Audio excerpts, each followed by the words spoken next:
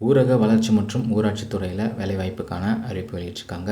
நாமக்கல் மாவட்டத்தில் இருக்கக்கூடிய புதுச்சத்திரம் ஊராட்சி ஒன்றிய அலுவலகத்தில் பதிவுறு எழுத்து சொல்லக்கூடிய ரெக்கார்ட் கிளர்க் போஸ்ட்டுக்கு காலி பணியிடங்கள் வெளியிட்டிருக்காங்க.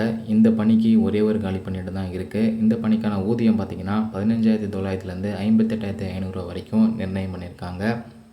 இன சுழற்சி மற்றும் இடஒதுக்கீடு விவரங்கள் பார்த்திங்கன்னா பொது போட்டி வயது வரம்பு கொடுத்துருக்காங்க. பொது பிரிவினருக்கு குறைந்தபட்சம் 18லேருந்து அதிகபட்சம் 32 வயது வரைக்கும், பிற்படுத்தப்பட்டவருக்கு குறைந்தபட்சம் 18லேருந்து அதிகபட்சம் 34 வயது வரைக்கும், மிகவும் பிற்படுத்தப்பட்ட வகுப்பினருக்கு குறைந்தபட்சம் 18லேருந்து அதிகபட்சம் 34 வயது வரைக்கும், ஆதி திராவிட மற்றும் பழங்குடியினருக்கு குறைந்தபட்சம் 18லேருந்து அதிகபட்சம் 37 வயது வரைக்கும், ஆதரவற்ற விதவைக்கு குறைந்தபட்சம் 18லேருந்து அதிகபட்சம் 37 வயது வரைக்கும் சொல்லியிருக்காங்க.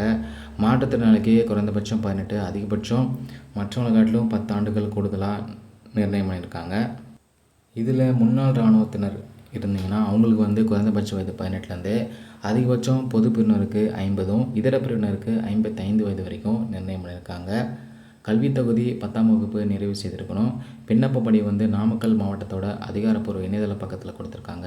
அதை நீங்கள் பதிவிறக்கம் செஞ்சு உங்களுடைய சான்றிதழ்களை இணைத்து அனுப்ப சொல்லியிருக்காங்க. விண்ணப்பங்களை சமர்ப்பிக்க வேண்டிய கடைசி நாள் பார்த்திங்கன்னா மார்ச் 5ஆம் தேதி மாலை 5:45 மணி வரைக்கும் கொடுத்துருக்காங்க. அதுக்குள்ளே உங்களுடைய விண்ணப்பங்களை அலுவலகத்தில் சமர்ப்பிக்க சொல்லியிருக்காங்க. விண்ணப்பங்களை அனுப்ப வேண்டிய முகவரி பார்த்திங்கன்னா ஆணையாளர் ஊராட்சி ஒன்றிய அலுவலகம், புதுச்சத்திரம், நாமக்கல் மாவட்டம் 637-018 என்ற முகவரிக்கு அனுப்ப சொல்லியிருக்காங்க. சில நிபந்தனைகள் கொடுத்துருக்காங்க. விண்ணப்பதாரர்கள் உங்களுடைய விண்ணப்ப படிவம் கூட அனுப்பக்கூடிய சான்றிதழ் நகல்களை செல்ஃப் அட்டஸ்டட், அதாவது சுய சான்றொப்பமிட்டு அனுப்ப சொல்லியிருக்காங்க. அதே மாதிரி தேவையான இன சுழற்சி, வயது வரம்பு, கல்வி தகுதியுள்ள நபர்களிருந்து வரப்படும் விண்ணப்பங்கள் மட்டும்தான் ஏற்கப்படும். தகுதியில்லாத விண்ணப்பங்கள் நிராகரிக்கப்படும் அப்படின்னு சொல்லியிருக்காங்க.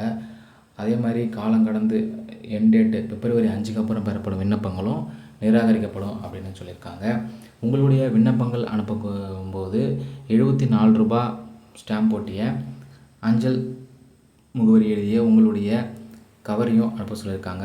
ஏன்னா நேர்காணலுக்கு தேர்ந்தெடுக்கப்படக்கூடிய நபர்களுக்கு பதிவஞ்சல் மூலயமா நேர்காணல் அழைப்பு கடிதம் அனுப்புவாங்க. அதனால தான் இந்த கவரையும் சேர்த்து அனுப்ப சொல்லியிருக்காங்க.